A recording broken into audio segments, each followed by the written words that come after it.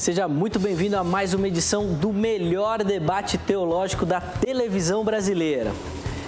E hoje nós vamos ter um debate super bacana. Primeiro porque é naquele formato que a gente gosta demais, com tempos definidos para perguntas e respostas, no estilo de debate presidencial, onde nós podemos aprofundar muito mais a opinião dos nossos convidados e entender a linha e a forma como eles pensam. E hoje nós vamos falar, na verdade, não sobre esse episódio, que é um episódio muito famoso, muito conhecido, do adultério de Davi. Mas nós vamos repercutir as consequências disso. O profeta Natã, enviado por Deus, advertiu e repreendeu Davi, dizendo que a espada jamais se afastaria de sua casa. Isso como uma consequência clara do pecado cometido pelo rei de Israel.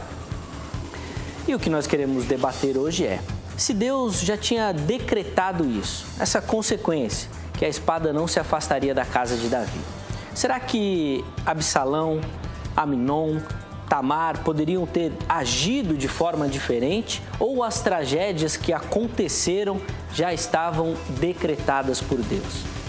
Será que eles poderiam não realizar os atos que eles realizaram e aí Deus então usaria uma outra oportunidade para trazer essas consequências ao rei Davi? Ou será que os filhos foram instrumentos na mão de Deus para que o rei pudesse então pagar pelas consequências do seu pecado, do seu adultério? Bom, tudo isso nós vamos repercutir, debater e estudar agora no Vejam Só de hoje, que já está no ar.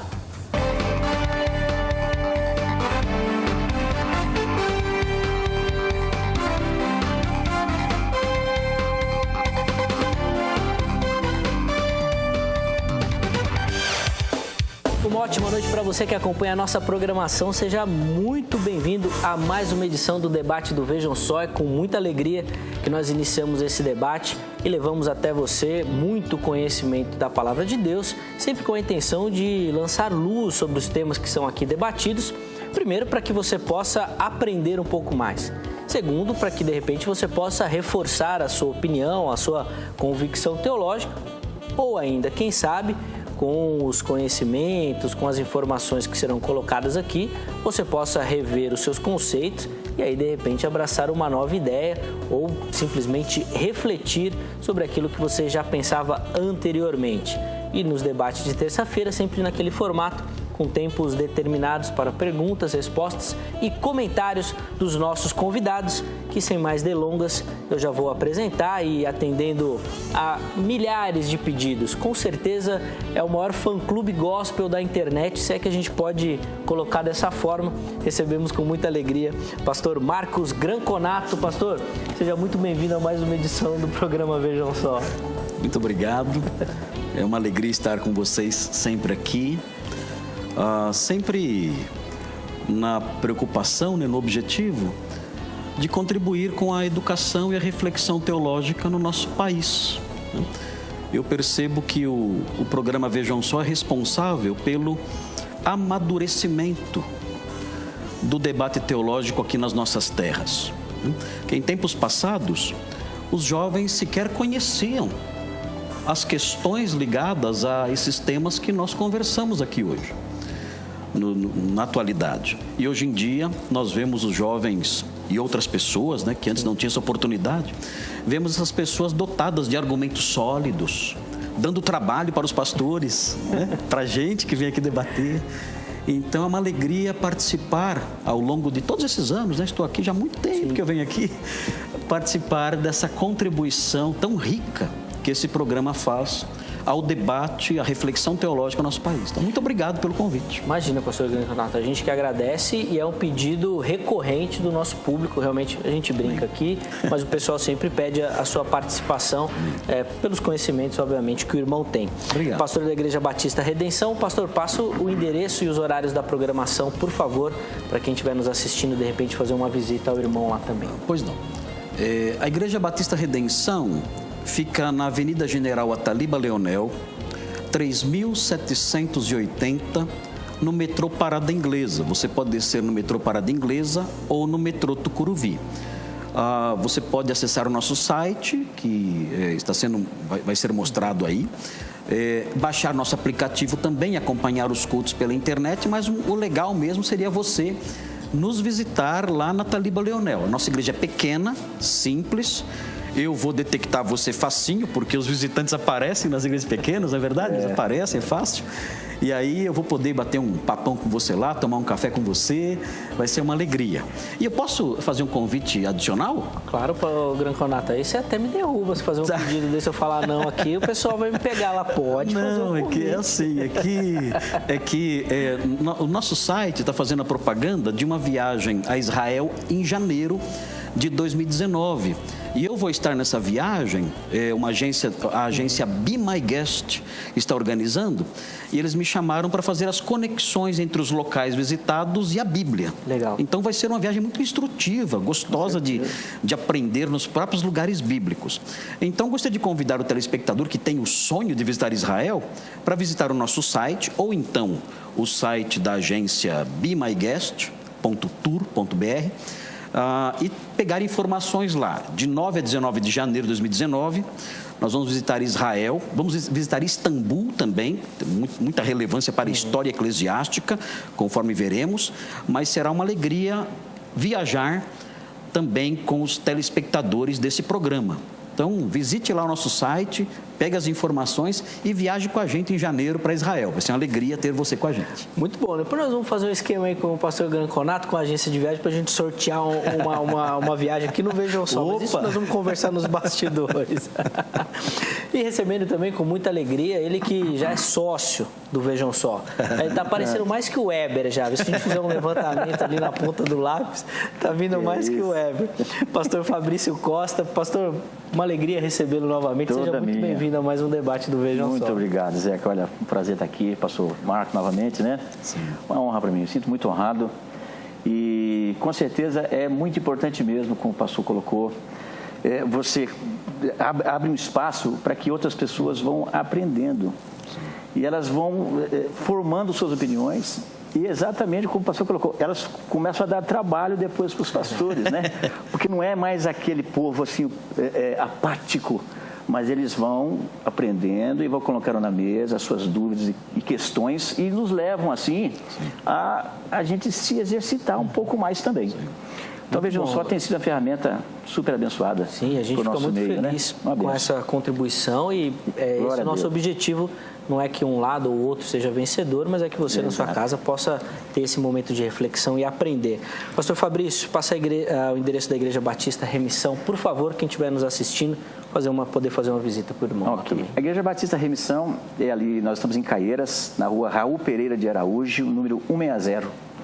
Nossas reuniões são de terças, sextas e domingos. E estamos ali para receber você. E, sem dúvida alguma, vai ser uma alegria muito grande, né? Estamos juntos lá. Com certeza. Isso é muito bom. Que você escolher visitar, com certeza você vai aprender bastante lá também e cultuar junto com os nossos irmãos. Vamos à matéria que apresenta, né, introduz o nosso tema. E, na sequência, a gente volta para iniciarmos o nosso debate dessa noite. Agora, pois, não se apartará a espada jamais da tua casa, porquanto me desprezaste e tomaste a mulher de Urias, o heteu, para ser tua mulher. Essa é a conclusão de um dos episódios mais famosos da Bíblia, o adultério de Davi com Betseba. Depois de tudo o que aconteceu, ficar com a mulher de Urias e matá-lo, o profeta Natã repreende o rei e diz então o que irá acontecer. Jamais se apartará a espada da casa de Davi. Então surge a pergunta base para o debate do Vejam Só de hoje. Se Deus decretou que a espada não se afastaria da casa de Davi, podemos afirmar que Absalão, Aminon e Tamar não poderiam agir de forma diferente, já que o decreto de Deus era que todas essas tragédias acontecessem? Ou, por outro lado, podemos dizer que eles agiram assim, porém poderiam sim agir de forma diferente, evitando então todas essas tragédias. Mas e aí? Como ficaria a repreensão de Deus? Davi sairia livre das consequências do pecado? Ou Deus então esperaria outra oportunidade para cumprir sua palavra? Aqui nosso debate fica muito claro. Iremos discutir a soberania de Deus e a livre ação do ser humano. É claro que muitos teólogos defendem que as duas coisas não irão se anular. Porém, temos outros que dizem ser impossível esses itens andarem juntos. Ou um ou outro será verdade. De maneira mais específica, já que esse debate é muito abrangente e aborda muitas possibilidades. Aliás, muitas delas, inclusive, já debatidas aqui no Vejam Só. Queremos ficar nos detalhes das consequências do pecado de Davi. Se essa era a promessa de Deus, que a espada não se afastaria, os personagens envolvidos nas consequentes tragédias que envolveram a família real poderiam agir diferente? Ou eles foram então instrumentos de Deus para cumprir aquilo que o profeta disse para Davi? Para responder essas perguntas, iremos usar aquele famoso formato de perguntas e respostas do Vejam Só, para então chegarmos, ou pelo menos tentarmos, a uma conclusão. Fique ligado, o debate presidencial do Vejam Só de hoje já está no ar. Vamos então iniciar o nosso debate, começando com as opiniões dos nossos convidados. Eles terão 3 minutos para expor a ideia e a linha de raciocínio que eles vão defender durante o debate, tá bom? Nós vamos começar com o pastor Marcos Granconato. Então, o pastor tem 3 minutos para responder a nossa pergunta tema e aí começar a delinear a sua linha de raciocínio. Fica à vontade, pastor. Zeca, eu acredito, seguindo a minha linha de pensamento mais inclinada para a soberania de Deus, os mistérios dos seus decretos e tudo mais, eu acredito que essas pessoas que realizaram esses atos, em especial Absalão, que é quem parece ser a pessoa a que se refere o texto de 2 Samuel 12, o texto diz... no versículo 11, assim diz o Senhor, Natã dizendo a Davi: eis que da tua própria casa suscitarei o mal sobre ti, por causa do adultério dele e dos outros crimes de Davi. E tomarei tuas mulheres à tua própria vista e as darei a teu próximo, o qual se deitará com elas em plena luz deste sol, diz o texto. E no versículo 12 ele diz: porque tu o fizeste em oculto, mas eu o farei. Eu farei isto, Deus dizendo que ele faria isto, perante todo Israel e perante o sol. Nós vemos aqui a decretação de um juízo. E os decretos de Deus são imutáveis. Deus estabeleceu isso, Ele não permitiu isso, Ele não previu isso. Nós não temos aqui algo ligado à presciência, ainda que Deus seja presciente. O que nós temos aqui é a decretação direta, aberta, clara, de um juízo vindouro, e que se cumpriu de modo literal e exato no capítulo 16, no versículo 22, do mesmo livro de 2 Samuel, que diz: armaram, pois, para Absalão uma tenda no eirado, e ali, à vista de todo Israel, como Deus havia predito, ou decretado, ele coabitou com as concubinas de seu pai. Ou seja, Deus determinou que isso aconteceria, e isso de fato aconteceu. Absalão se deitou publicamente, sob a luz do dia, diante dos olhos de todo Israel, com as concubinas do rei Davi. Então, eu entendo que nós estamos aqui diante daqueles diversos temas teológicos em que nós afirmamos o seguinte: olha, Deus tem autoridade para decretar o mal em suas diversas formas, não somente o mal punitivo, que muitas vezes envolve o mal moral, que muitas vezes envolve questões de justiça, Nem sempre o mal punitivo, né, está isento de dúvidas no campo da própria moral, já que envolve a justiça de Deus e tudo mais, a punição dele sobre pessoas que, ao nosso ver, muitas vezes são inocentes. Mas mesmo em questões em que a coisa é abertamente moral, ele decretando e saindo inocente disso. Agora, o grande problema é, isso preserva a culpa humana? Nós dizemos, isso preserva a culpa humana. Como? É aí que Calvino, juntamente com Armínio, dizem, Deus decreta, mas o homem permanece culpado, sem que nós saibamos a forma como Deus administra isso. Muito bom, então estão aí as opiniões iniciais, né, do pastor Marcos Granconato. Agora o pastor Fabrício Costa também vai ter oportunidade, 3 minutos, pastor, para o irmão responder a nossa pergunta e apresentar em linhas gerais a linha de raciocínio do irmão. Por favor, fique à vontade. Bom, respondendo ao tema aí, eu creio que sim, que Deus decretou o juízo. Então, Deus decreta o quê, mas não decreta quem. Então, Deus disse que ia fazer juízo pelos males cometidos por Davi? Sim. Mas não engessou com isso a vontade, ou nem induziu nem Aminon e nem Absalão a fazerem o que fizeram. Davi, por conta do homicídio e do adultério, aí Deus levanta Natã e leva ele lá para contar uma história fictícia, para poder então jogar nas mãos de Davi qual seria o juízo. E Davi, depois que ouviu aquela história, ele disse assim, olha, o que fez isso é digno de morte. Então Natã responde, olha, tu és o tal homem. É quando então a ficha de Davi caiu. E Deus, apesar de tudo, diz para ele que não o mataria, conforme o próprio juízo que Davi disse que quem teria feito uma coisa dessa deveria receber. Porém, Deus não livra de juízos que haveriam de acontecer. E, de fato, aconteceram. A espada não se apartou da casa dele. Levantou-se, sim, dentro da própria casa, situações semelhantes, né? Que se cumpriu tanto com Aminon e Tamar, em Absalão, e até em Adonias, depois que Salomão lá na frente matou. Agora, esses indivíduos fizeram o que fizeram não por indução de Deus. Eles poderiam não ter feito? Poderiam, porque Deus não decretou que eles fizessem isso. Porém, o juízo viria.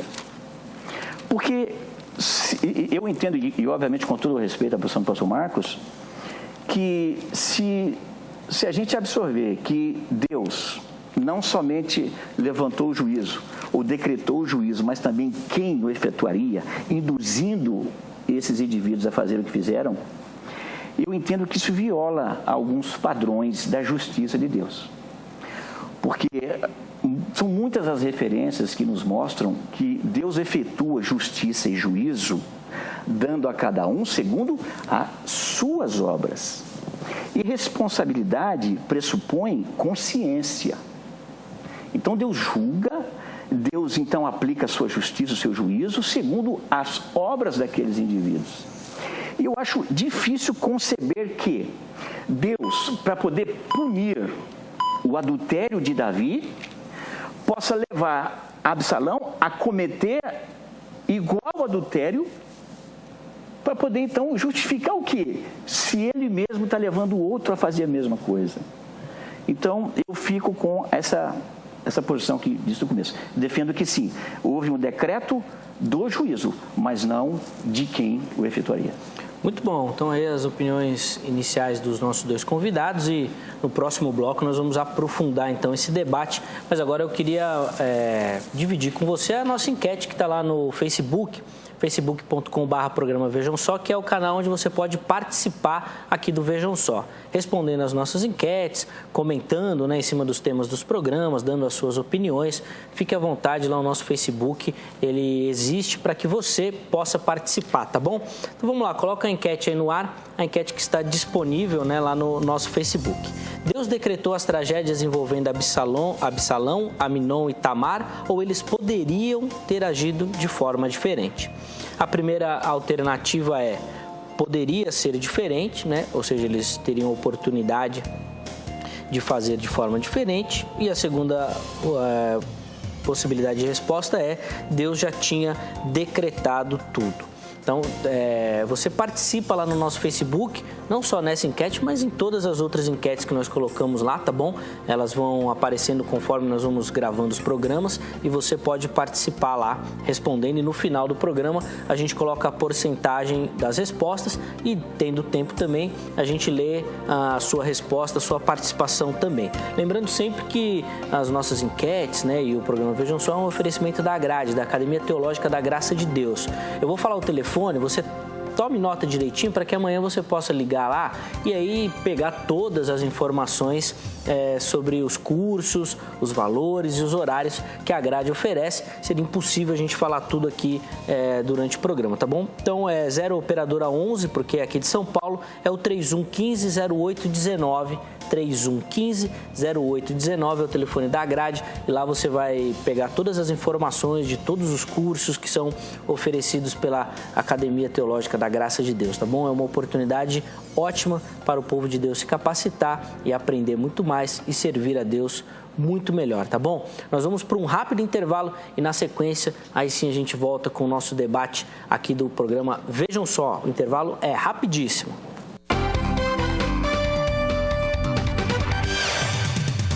Estamos de volta com o programa Vejam Só, nessa noite debatendo detalhes sobre o decreto de Deus, a soberania de Deus e a livre agência, né, do ser humano. E nós vamos entrar agora, propriamente dito, nesse debate. Nesse bloco, os nossos convidados, pastor Marcos Granconato e pastor Fabrício Costa, terão a oportunidade cada um de fazer duas perguntas. Na verdade, serão duas rodadas de perguntas, né? Onde um pastor pergunta, o outro responde, e quem fez a pergunta, então, tem a oportunidade de fazer um comentário em cima dessa resposta, cada momento com 3 minutos, tá bom? E nesse bloco, cada um deles terá a oportunidade de fazer duas perguntas. Serão, então, 4 rodadas, né, de perguntas e respostas nesse bloco, iniciando então com o pastor Marcos Granconato, que vai ter a oportunidade de fazer a primeira pergunta. Pastor, 3 minutos para o irmão elaborar a questão que o pastor Fabrício irá responder. Ok. A colocação do pastor Fabrício, a meu ver, com todo respeito, é uma colocação que não resolve o problema, porque a decretação do incesto, a decretação da imoralidade é que é o problema. Se nós queremos defender a santidade de Deus com base na negação de alguma coisa, nós não temos que nos preocupar com quem fará, não com quem foi escolhido para fazer, mas o que foi determinado que seria feito. É aí que está o problema. Se Deus decretou que haveria um incesto público, que haveria um ato de imoralidade, um bacanal, por assim dizer, público, esse é que é o problema com que temos que lidar. Quem fará isso é o problema menor. Então, eu negar, eu dizer, não, ele não determinou Absalão, o problema não está resolvido. Ele determinou um ato de imoralidade. E esse é o problema maior com que temos que lidar. Deus pode fazer isso? Independente se ele determinou a pessoa ou não. Ele determinou, é claro, porque ele não poderia mudar o que ele já sabia. Os arminianos trabalham muito com a presciência. Não havia como ele alterar o que já estava fixado e a sua presciência já tinha, inclusive, conferido ou auferido, por assim dizer, na linguagem arminiana. Mas o problema maior era outro. Não era quem, era o que Deus determinou. Deus pode fazer isso e continuar santo, e quando isso se cumpre, seja lá por quem, ele continua sendo inocente. Esse é o problema que, a meu ver, a visão do pastor Fabrício não resolve. Mas, e permanece, e não dá para resolver. Eu não culpo o pastor Fabrício, absolutamente. Esse problema é um problema na teologia que é insolúvel.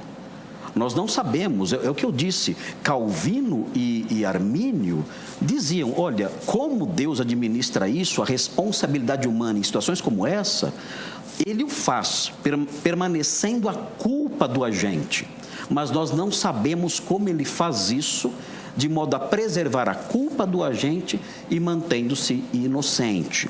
Era o problema dos dois, tanto de Calvino como de Armínio. Mas a minha pergunta é uma pergunta relacionada a um texto que parece individualizar mais a coisa. Não deixa a coisa na base do alguém no futuro fará, mas sim algo que alguém faz e que parece ser errado aqui. É o texto de Juízes 14, em que Sansão diz que vai obter uma mulher das filhas dos filisteus, o que era proibido por Deus. Os judeus, os israelitas, não podiam obter mulheres daquela terra. E, no entanto, ele quer uma mulher daquela terra e o seu pai o repreende. E dizem para ele não fazer isso. Você vai tomar esposa dos incircuncisos? Em Juízes 14, 4. E Sansão disse, eu só me agrado dessa.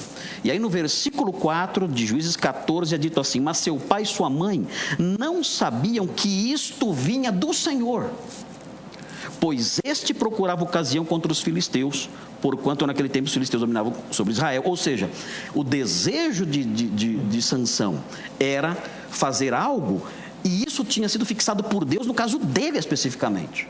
Não era um ato solto em termos de agente, a gente só precisa encerrar, mas por favor. sim, pois não, mas sim um ato específico com um agente específico. Como o pastor lida com isso? 3 minutos, pastor Fabrício, Ok. por favor. Bom, respondendo antes à colocação que o pastor fez, eu até considero o que ele colocou, mas eu acho que seria um assunto para outro programa, porque a pergunta do programa não envolve isso. A pergunta do programa é se foi decretado tudo aquilo que eles fizeram. Eles poderiam ter feito diferente? Então, eu respondi segundo a proposta do programa. Agora, é preciso considerar que Aminon não era um anjo, um anjinho. Absalão também não era outro santinho. Eram maus indivíduos. Quem te vê o texto, não somente o que Aminon fez com sua irmã Tamar, mas a maneira com que ele reagiu com ela depois. E Absalão também, a rebelião que ele fez contra o próprio pai e todo o restante. Então, eu não entendo e não acredito que Deus gera uma coisa dessa. Porém, ao dizer que suscitaria o juízo da própria casa, Deus simplesmente não resiste à maldade já ali instalada naqueles corações, que viria à tona mais cedo ou mais tarde. Deus então não impede isso e o juízo é feito como nós vemos. Em relação à pergunta de Juízes, sem dúvida alguma, aí temos novamente essa questão de que Deus, ele está exercendo o seu juízo em relação aos inimigos de Israel, no caso os filisteus, e Deus então com este propósito executa, permite, também não resiste a essa atitude de Sansão, que ele não gerou, mas permitiu, para continuar agindo com o juízo e justiça em relação aos filisteus. Acho que o grande problema é esse, não ficar atribuindo a Deus a culpa dos males humanos. Como eu disse aqui antes, Deus, a regra de Deus é a seguinte, Deus dá a cada um o que é justo. Então, esse é o padrão de justiça de Deus. Então, eu recebo pelo que faço. Eu fiz. Deus sabe que eu faria, sabe? Agora, há uma maldade em mim e ele, com seus propósitos para exercer justiça em alguém, ele pode não impedir que eu exerça a maldade que já está em mim. Como tem muitos exemplos assim na Bíblia. Aí pode enfiar aí Salomão e Faraó e Aminon e Absalão e assim consequentemente. Então, não é Deus que gera isso. Deus não gera esse mal. Aí vou repetir de novo o que eu falei no começo. É inconcebível entender que Deus, para punir um adúltero, ele leva outro a adulterar para poder exercer justiça naquele. Isso aí, para mim, não faz o menor sentido. Muito bom. Pastor Marcos, 3 minutos para suas considerações sobre a resposta do pastor. Mas é exatamente o que o texto diz, né? Ele diz, eu vou suscitar e o que você fez em segredo, eu farei publicamente. É exatamente o que ele diz. Ele diz isso, que ele faria. Agora, na questão de Sansão, não existe no texto nenhuma evidência de permissão. O texto diz expressamente, isso vinha do Senhor. Ou seja, a fonte, a origem de toda aquela situação, do desejo de Sansão por aquela mulher, né? Dos alvos todos que ele queria alcançar com isso, né? De toda aquela postura rebelde de Sansão contra o pai, contra a mãe, contra a lei, tudo aquilo, o texto diz, isso vinha do Senhor. Não fala de uma permissão, fala de uma fonte única de tudo aquilo que é registrado ali naquele trecho de Juízes 14. Agora, mesmo que nós falássemos sobre permissão, em que isso iria refrescar alguma coisa? Se Deus é um Deus que pode impedir, que tem condições de não permitir que alguém realize um ato errado, pecaminoso, que vai contra a sua glória, contra a sua lei, contra a sua norma, se ele é capaz de fazer isso, e no entanto não faz, em que isso o inocenta? Dizer que ele faz isso, que ele faz isso por respeito à nossa liberdade seria um absurdo, porque o que é maior? A justiça, a verdade, a santidade ou a liberdade do indivíduo? Nós, quando temos crianças pequenas, nós as impedimos de fazer o mal, refreando a liberdade que elas estão desfrutando naquele momento. E nem por isso somos injustos. Pelo contrário, é isso que faz de nós bons pais. Nós refreamos a liberdade dos nossos filhos, quando nós temos o poder de fazer isso, refreamos essa liberdade quando eles vão fazer o mal, e impedimos que eles façam o mal e não permitimos. Agora, se nós dissermos assim, eu permiti que esse menino fizesse o mal porque eu respeito sua liberdade, eu seria um péssimo pai. Então, eu dizer, olha, Deus permitiu o mal, isso não refresca nada. Isso continua comprometendo a justiça e o caráter de Deus, se formos nessa direção. O que eu defendo é o seguinte, nessa questão de justiça de Deus, nessas ações, nós estamos num terreno muito obscuro. Nós não sabemos como solucionar essa questão. É uma verdade que, se nós considerarmos a revelação de Deus como uma estrada, é uma verdade que está fora da estrada, está numa floresta escura, não sabemos. E eu acho que o erro dos arminianos é tentar explicar isso, é explicar o que não foi revelado. Muito bom, então aí as considerações, né, e os comentários do pastor Marcos Granconato. O pastor Fabrício agora tem a oportunidade de, em 3 minutos, elaborar a sua questão, o pastor Marcos responder. Certo. Antes de eu fazer a minha pergunta, só dar mais uma colocação nisso que o pastor falou agora há pouco. Bom, eu não quis defender Deus, nem inocentar a Deus, porque não culpei a Deus e não o culpo. Agora, essa permissão de Deus que eu fiz menção, não é porque Deus respeitou a vontade de Sansão. Deus tinha um propósito. Sansão, já desde menino, ele foi levantado com o propósito de ser um instrumento de Deus para poder fazer justiça e juízo sobre os filisteus. Então, isso que Sansão vem a fazer, é claro que os pais não sabiam que isso vinha do Senhor. Claro, Deus tinha o propósito para exercer o seu juízo sobre os filisteus. Então, é uma questão de aplicação de justiça e juízo de Deus que ele tem que fazer, né? Senão a gente vai achar que daqui a pouco, em textos como Apocalipse, por exemplo, que as taças, os selos e são injustiças de Deus, ou porque ele está respeitando, ou que maldade é essa que Deus está fazendo. Não, é juízo. É óbvio que Deus vai exercer o seu juízo, sim, e muitas vezes vai ficar estranho para alguns, não para mim. Atitudes severas de Deus e rigorosas, de forma alguma. Então, eu coloquei esse permite, porque Deus tinha um propósito inicial já. Não é algo que Deus fez no meio do caminho, mas ele já fez desde o começo. Bom, a minha pergunta para o pastor Marcos é o seguinte: se foi Deus quem decretou que Absalão e Aminon fizessem o que fizeram, então nós entendemos que Deus, para condenar o pecado, como eu já disse, ele estimulou o outro, porque ele levou Absalão a cometer um erro semelhante ao do pai. Agora, isso não vai contra o que Tiago ensina em 1,13, quando ele diz que Deus não é tentado pelo mal e a ninguém tenta e já separando, né? Que o versículo 13 de Tiago 1, ele já está falando de tentação no que diz respeito, não é provação, mas é a tentação no que diz respeito a forçar o indivíduo a agir, ou até dar a Deus a culpa das mazelas pecaminosas, dos pecados. Então, esse decreto que o pastor entende que Deus fez em relação a Absalão, não vai contra ao que Tiago ensina em 1,13? Muito bom.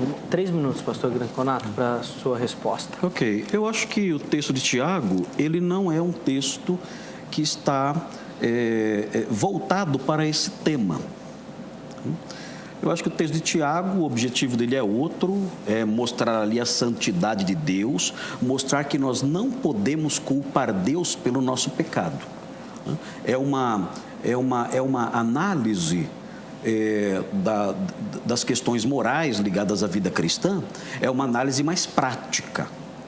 Tiago não é aquele teólogo mais profundo que entra nos meandros da teologia ali e tal e discute essas questões mais complexas, como faz o apóstolo Paulo e tudo mais. Então, Tiago, ele mostra a coisa da perspectiva prática. Olha, você não pode, quando você pecar, dizer, Deus me tentou. Deus é um tentador e eu não queria fazer isso e eu fui tentado e contra a minha vontade e ali a tentação foi me induzindo naquela direção. Não, ninguém pode dizer isso. E mesmo no funcionamento dos decretos de Deus, quando aplicados a situações como essa que nós estamos falando, né, Deus não age contra a vontade humana, absolutamente. Absalão quis fazer o que fez. Ele não foi forçado, ele não sentiu uma tentação de Deus e resistiu àquilo. Eu estou sendo tentado por Deus a fazer isso, eu não quero fazer, mas vou fazer. Não, nada disso aconteceu.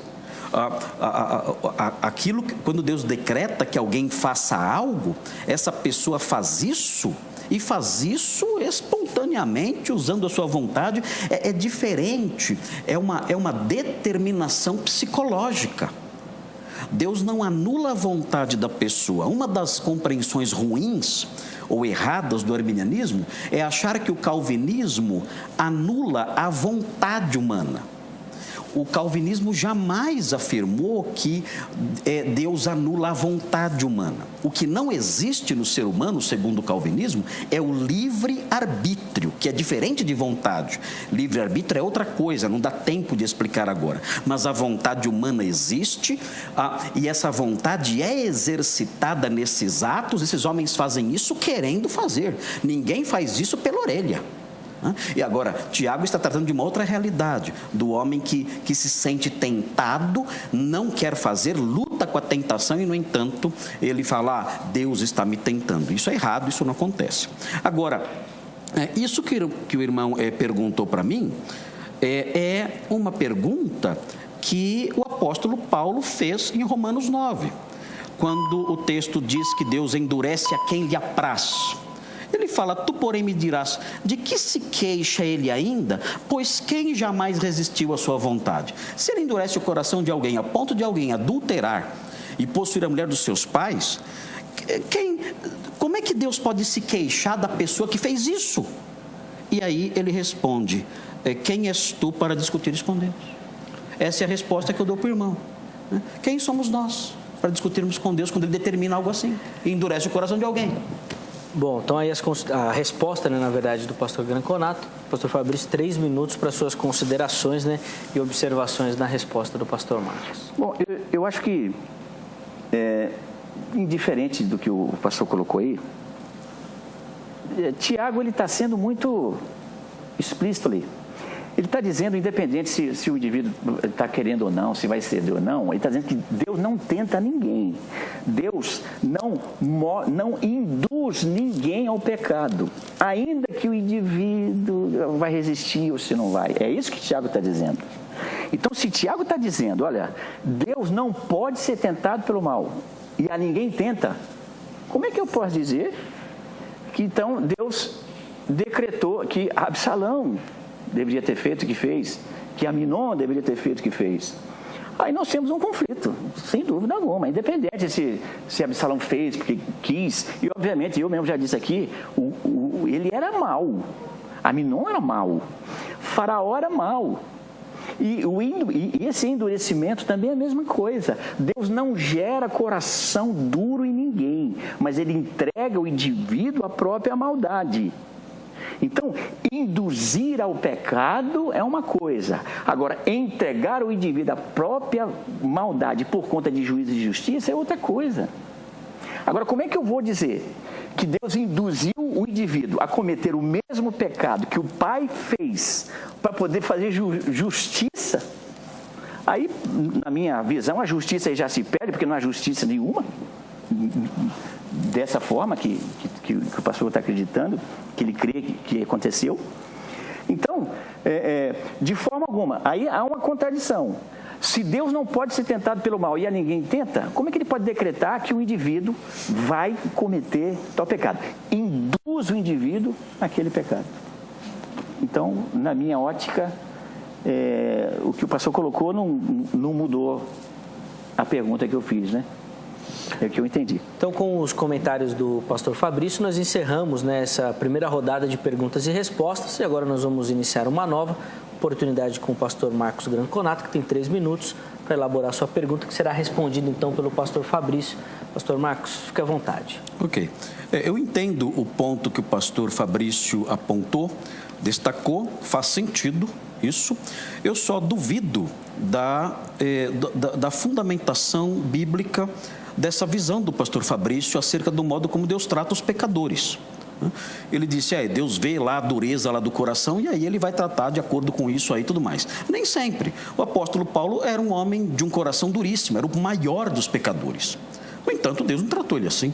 Deus amoleceu o coração dele e impediu a sua trajetória de perversidades. E quando nós lemos o texto que eu li lá de Romanos 9, dizendo, de que se queixa ele ainda se ninguém resiste à sua vontade quando tem o coração endurecido? A resposta de Paulo é clara. Quem és tu para discutir isso com Deus? Ele faz o que Ele quer. E Romanos 1, 24 diz, por isso Deus entregou tais homens à imundícia pelas concupiscências de seu próprio coração, para desonrarem o seu corpo entre si. Deus entregou, falou, vocês vão afundar ainda mais no pecado. Deus determinou, isso não é tentar a pessoa. Isso é a soberania de Deus na aplicação da sua disciplina e entregando aqueles homens a fazerem coisas horríveis, entregando-os a paixões infames e a práticas abomináveis, e Deus os entrega para que eles façam isso e eles continuam sendo culpados. Isso não gera culpa em Deus. Deus poderia fazer diferente? Poderia, como Ele fez com Paulo. Paulo era mau também. E Deus mudou seu coração e se tornou o apóstolo do amor, ou pelo menos aquele que mais belamente escreveu sobre amor. O apóstolo do amor é João. Mas então eu discordo dessa visão do modo como Deus trata o pecador. Deus entrega assim homens ao pecado para praticarem coisas terríveis. E Ele faz isso endurecendo corações quando poderia amolecer, e sem se tornar culpado e mantendo a culpa da pessoa. Mas o texto que eu quero perguntar para o pastor é o seguinte, é um texto que se encontra no primeiro livro de Samuel, que fala dos filhos de Eli, que viviam na promiscuidade e tudo mais, e desonrando o tabernáculo de Deus, e Eli os repreendeu. A Bíblia diz em 1 Samuel 2, 24, que Elias repreendeu seus filhos e diz, olha, vocês têm que parar com isso, porque vocês estão pecando contra o Senhor, e quem vai interceder por vocês? E o texto do versículo 25 diz assim, 1 Samuel 2, 25, entretanto, não ouviram a voz de seu pai, ou seja, eles continuaram fazendo as mesmas coisas. Por quê? Porque o Senhor os queria matar. Aqui existe a razão pela qual eles não escutaram. Havia uma razão divina. Deus queria matar aqueles homens. E por causa disso, o coração deles não foi tocado pelas palavras do Pai. Deus, usando a linguagem arminiana, não permitiu que eles se arrependessem, para que eles continuassem fazendo mal, porque Deus queria matá-los. Como lidar com isso? Pastor Fabrício, 3 minutos para a sua resposta. Ok.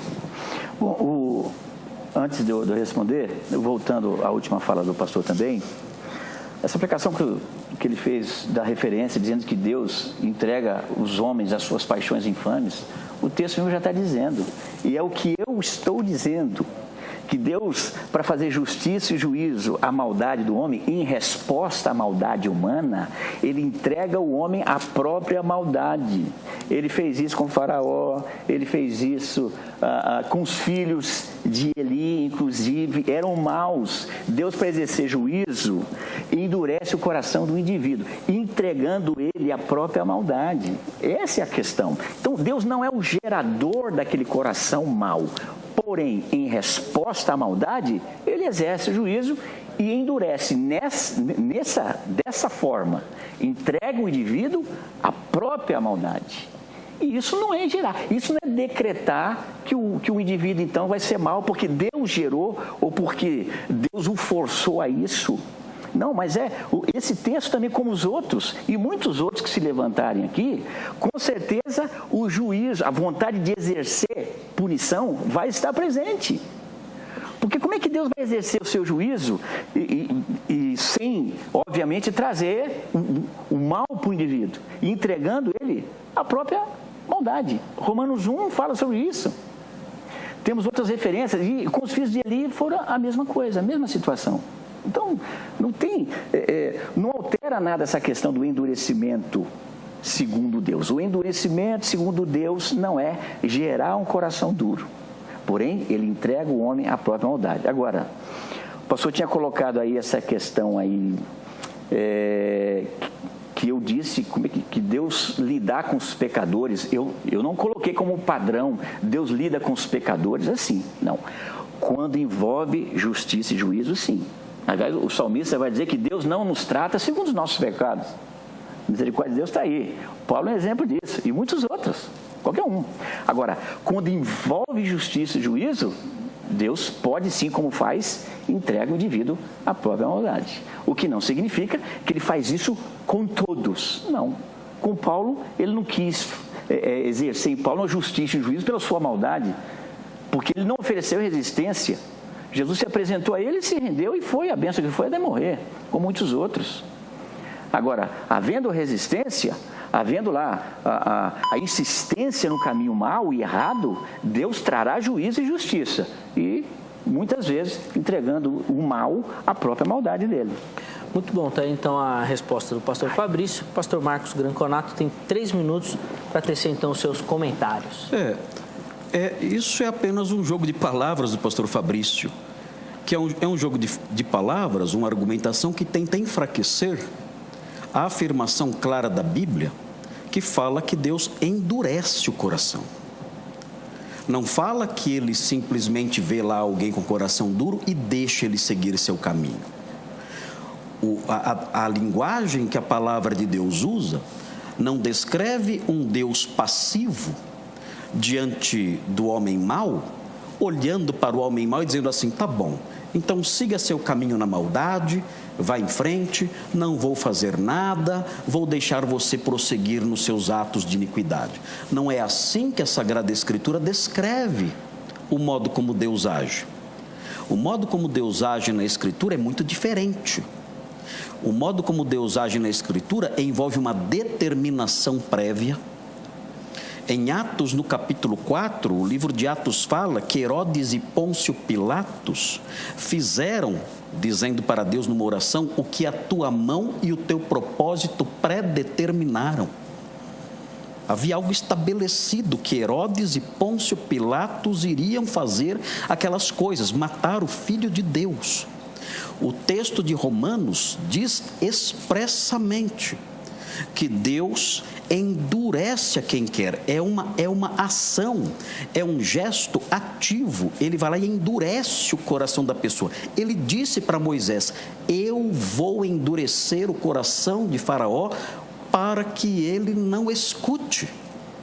Eu vou fazer isso, eu quero fazer isso para mostrar no Egito o meu poder.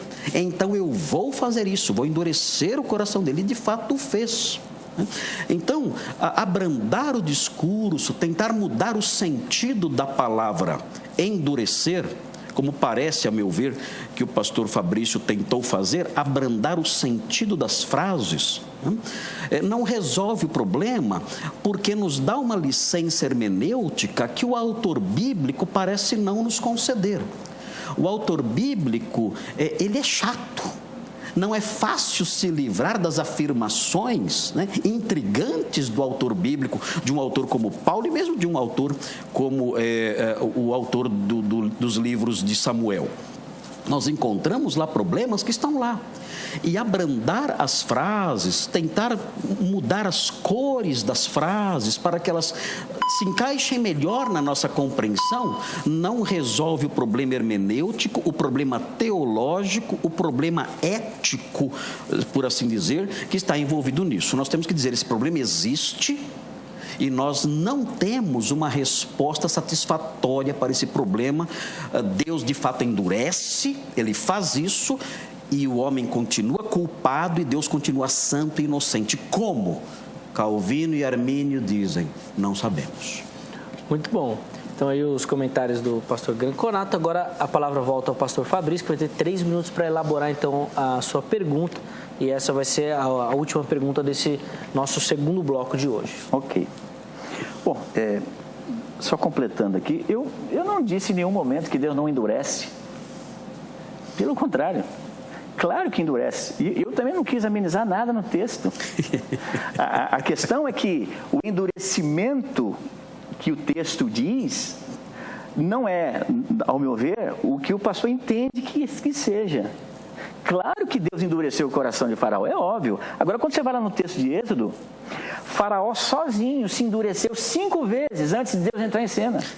Êxodo 7:13, 22, 8, 32, 9, 7. O que estou dizendo não é que Deus não endureça, é claro que endurece. Deus tem atitudes severas no Novo Testamento, inclusive. Tessalonicenses, ele vai enviar a operação do erro. O pastor lembrou Herodes, fez uma prática lá e morreu comido de bichos. Ananias e Safira, são atitudes severas de Deus e juízo. Foi ele que fez, sim. Foi ele que endureceu o coração de Faraó? Sim. Porém, não gerou um coração duro em Faraó. Aquele coração já estava lá. E Deus, para exercer juízo neste inimigo do povo de Deus, ele entrega o indivíduo à própria maldade. É isso que eu estou dizendo. Mas nunca que eu vou negar que Deus não endurece. Claro que endurece, é o que está escrito aqui. Bom, então vamos lá. A pergunta é o seguinte. Se, segundo o que o pastor Marcos entende, é Deus que decreta, e assim, dentro do contexto da pergunta do programa, e Deus então regula a vontade do indivíduo, induzindo-o, inclusive, até ao erro, ao pecado, eu pergunto, por que é que temos textos que são contra esse pensamento, como Mateus 23, 37, por exemplo, quando Jesus diz para Jerusalém, quantas vezes eu quis vos ajuntar, mas tu não quiseste. Como é que se Deus, se a vontade de Jesus Cristo foi ajuntar Israel, como ela resistiu a isso? Como é que Jesus pode dizer, dentro do que o pastor entende, eu quis, mas vocês não quiseram? Como isso é possível? Dentro do contexto que a gente está abordando. Essa é a minha pergunta. Muito bom. A pergunta do pastor Fabrício. Pastor Granconato, 3 minutos para a sua resposta. Ok. Essa questão, ela, mais uma vez, a meu ver, ela esbarra no assunto ligado ao decreto. O decreto de Deus, no que diz respeito à salvação do homem, é algo que é determinado pelo conselho da sua vontade. E não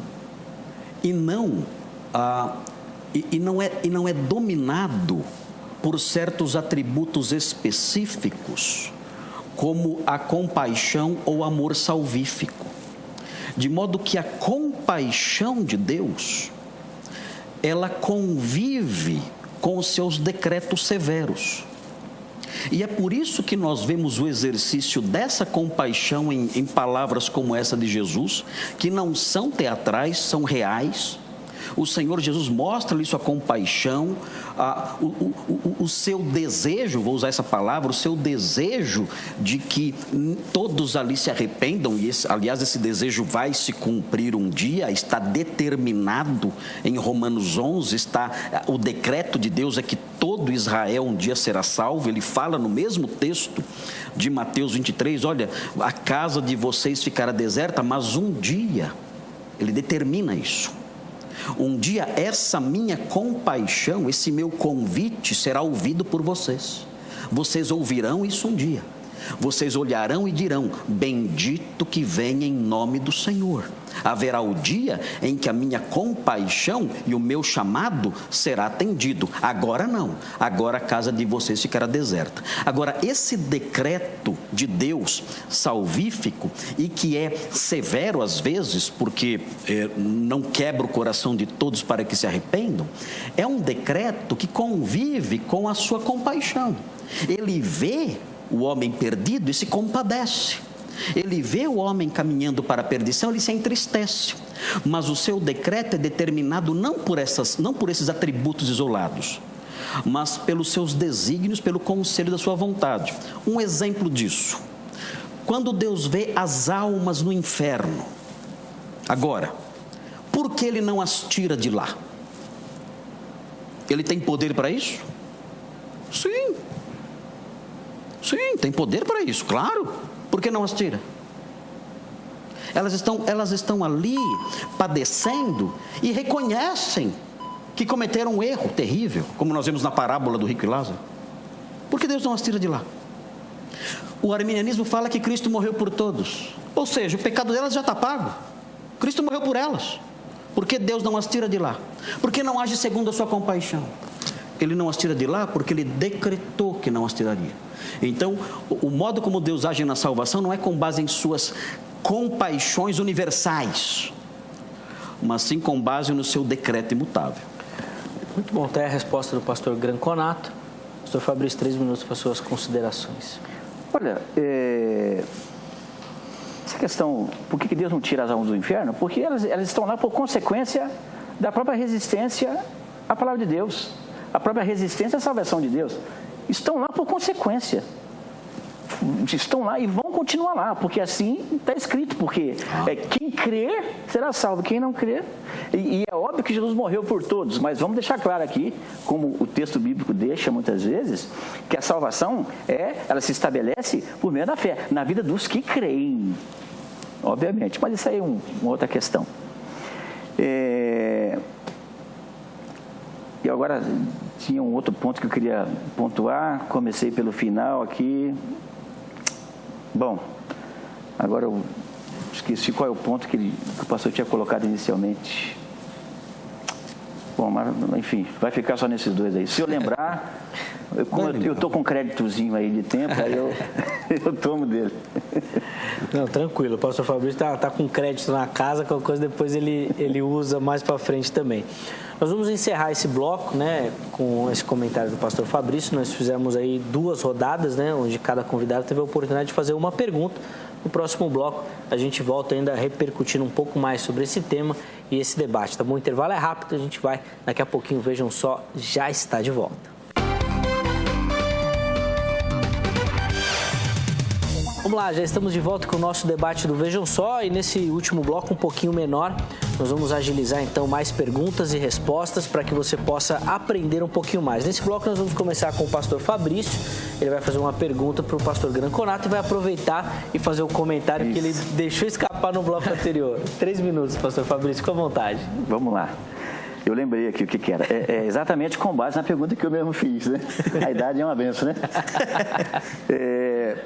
Essa questão de que Jesus quis e Jerusalém não quis. Aí o pastor colocou que ele encaixou na compaixão de Cristo, amém? Mas eu entendo que o texto, ele realmente está dizendo o que está dizendo. Que não foi uma questão de compaixão. Jesus quis, porque ele diz isso com pesar, e na sequência ele diz o que vai acontecer por conta dessa resistência. Então, ele declara que ele quis, mas Jerusalém não quis. Aí a gente pode agora até colocar de frente com Romanos 9, quando o texto que o pastor trouxe, de quem resistirá à sua vontade. Então, na minha ótica, obviamente, Deus muitas vezes quer, como Ele quer que todo homem venha à salvação, porém nem todos virão. Por quê? Porque nem todos responderão com fé a essa graça proposta. Então, eu entendo ainda que Jesus realmente quis e Jerusalém não quis, como está escrito lá em Mateus 23, 37. Bom, faço agora a minha pergunta. Dentro do tema que está dizendo ali, Deus decretou as tragédias envolvendo Absalão, Aminon e Tamar, eles poderiam ter feito diferente? Aí eu pergunto, com base em alguns textos, como por exemplo, 2 Coríntios 6, versículo 1, onde Paulo exorta que a graça não deve ser recebida em vão, ou seja, Paulo está declarando que até a graça pode ser resistida. Quanto mais algo que supostamente Deus esteja querendo induzir alguém a fazer. Aí eu pergunto, se o homem pode resistir até a graça de Deus, Aminon e Absalão não poderiam ter resistido a essa suposta mover do próprio Deus, levando eles a cometer o que cometeram? Muito bom, até a pergunta do pastor Fabrício, pastor Marcos, sua resposta é essa resistência da graça. Eu não sei se entendi muito bem essa ligação dos textos aí. Eu acho que receber em vão a graça de Deus, eu acho que não tem conexão nenhuma com esse assunto. Receber em vão a graça de Deus envolve uma reação do crente que foi alcançado pela graça e que é uma graça que transforma, é uma graça que santifica, é uma graça que produz fruto, e esse indivíduo não se santificar, não produzir fruto, ser um crente relapso. Está dizendo, olha, você tem todos os recursos necessários para a sua santificação e seu crescimento espiritual. Você tem o Espírito Santo habitando em você, você já foi tangido pelo Evangelho, você já foi transformado pela verdade, e vocês estão sendo morosos, não tirando, entre aspas, proveito disso. Então, me parece que receber em vão, a palavra vão no Novo Testamento significa vazio. Olha, a graça de Deus ser como um vazio em vocês, nós não vermos os espaços preenchidos por ela, isso não deve acontecer. A graça alcançou vocês, preencham então na vida de vocês os espaços que por meio dessa graça podem ser preenchidos. E aí isso envolve a dedicação na busca de santificação e tudo mais. Eu creio que esse texto não está conectado a essas questões que estamos falando aqui no debate. Agora, quanto às reações interiores dos homens ao decreto de Deus, essas reações elas podem ser quaisquer umas. Por exemplo, o apóstolo Paulo estava determinado desde antes da sua geração no ventre da sua mãe que ele seria um apóstolo. Ele diz isso, ao que me separou antes de eu nascer. Isso estava decretado, estabelecido já.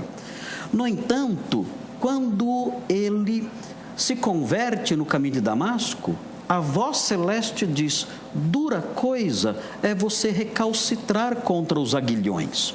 Ou seja, parece que com essa figura de linguagem, nós percebemos que o apóstolo Paulo, ainda que estivesse ali dentro dos decretos de Deus, que ele fosse crente e fosse um apóstolo, ele resistia a isso.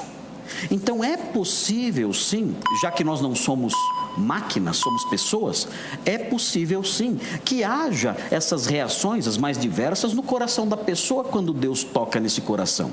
Mas o resultado final disso sempre é o que Deus decretou. O homem pode até oscilar, ficar ali entre uma coisa e outra, mas no final ele fará aquilo que Deus determinou. A vontade de Deus é que vai prevalecer. Muito bom. Por conta do nosso tempo, a gente não vai ter o comentário agora da resposta do pastor Granconato pelo pastor Fabrício. Mas nós vamos ter tempo ainda para que o pastor Granconato faça mais uma pergunta e aí o pastor Fabrício vai ter 3 minutos para respondê-la também. Pastor Granconato, 3 minutos para elaborar a sua questão, por favor. Ok. Obrigado. No que diz respeito a Jesus chamar Jerusalém e tudo mais, e ele se compadecer de Jerusalém e tudo, isso foi muito real, mas isso não poderia, Jerusalém, dentro dos decretos de Deus, não poderia ouvir esse chamado. Havia compaixão, Jesus realmente chamou, isso foi real. Mas o próprio Senhor diz como se cumpririam, depois de ressurreto ele fala, como se cumpririam as Escrituras que dizem que o Messias deveria padecer, ser rejeitado, morrer e entrar depois na sua glória. Como isso se cumpriria se não acontecesse tudo o que aconteceu? Então nós temos que conjugar estas coisas. Há um convite, há um chamado, há um apelo real, mas há também um decreto que está acima disso tudo.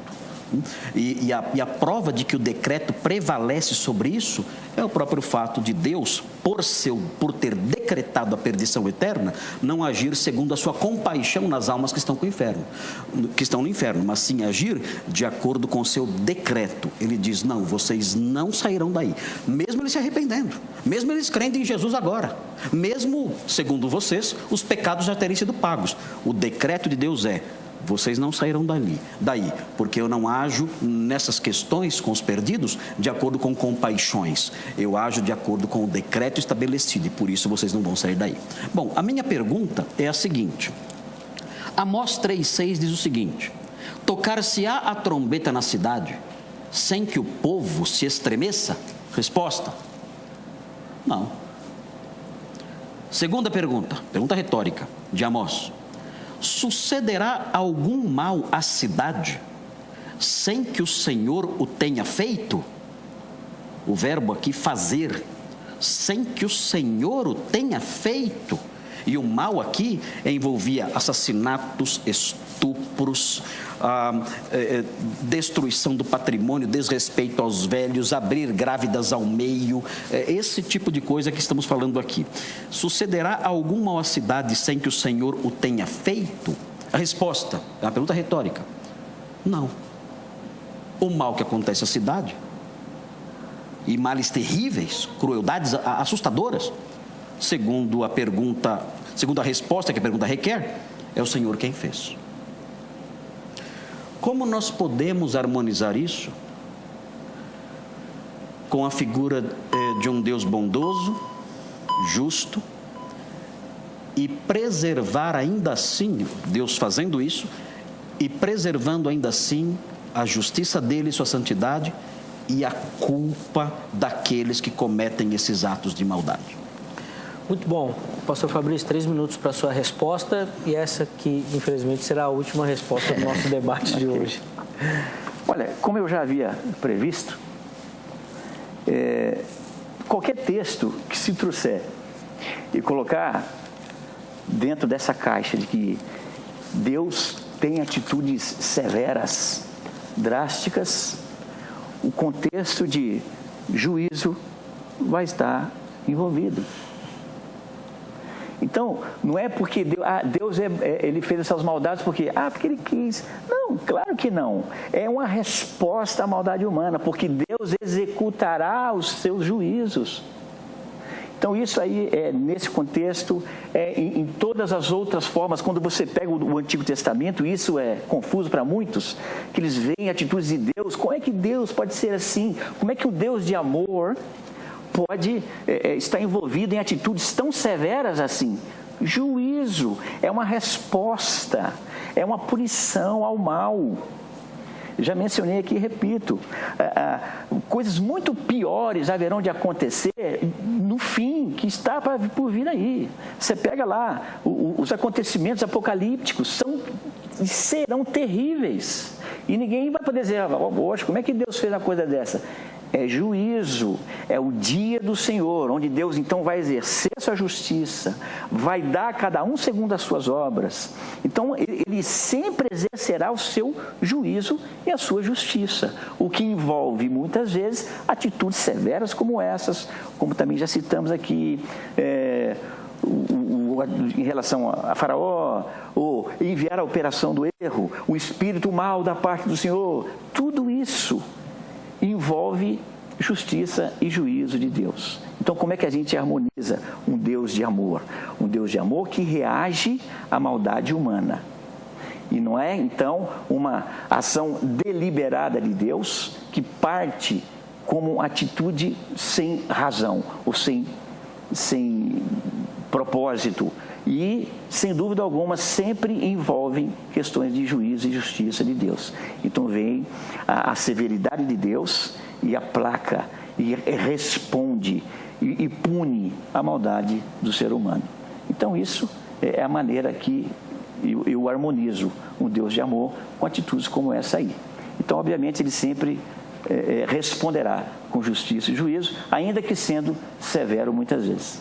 Muito bom. Então a resposta do pastor Fabrício, a pergunta que foi elaborada, infelizmente o nosso tempo passou, que a gente nem viu, e a gente não tem mais condição aqui de continuar esse debate. Mas antes da gente encerrar, eu queria colocar no ar a resposta, né, da nossa enquete que você participou lá no Facebook, a porcentagem das respostas. Bom, tá aí, ó. Deus decretou as tragédias envolvendo Absalão, Amnon e Tamar, ou eles poderiam ter feito, né, ou agido diferente? 64% acredita que sim, eles poderiam ter tido atitudes diferentes. 36% acreditam que Deus já tinha decretado tudo. A porcentagem está até boa, se a gente for medir do nosso universo evangélico no Brasil hoje, que o calvinismo é uma minoria, né? A porcentagem está boa, os calvinistas estão votando bastante na nossa enquete. Continue fazendo isso, viu? Independente se você é calvinista, arminiano, se você acredita no livre-arbítrio ou não, vote na enquete, que isso que é o mais importante, tá bom? Agradecendo muito a participação do pastor Marcos Granconato, Igreja Batista Redenção, pastor Fabrício Costa, Igreja Batista Remissão. Foi uma alegria dividir esse espaço aqui com esses dois homens de Deus e que com certeza ajudaram muito a elucidar o tema proposto. Os contatos dos nossos convidados estão lá no nosso Facebook, tá bom? Você entra e pode pesquisar lá e entrar em contato com eles também, tá bom? Muito obrigado. Amanhã nós estamos de volta com mais um debate do programa Vejam Só. Até a próxima.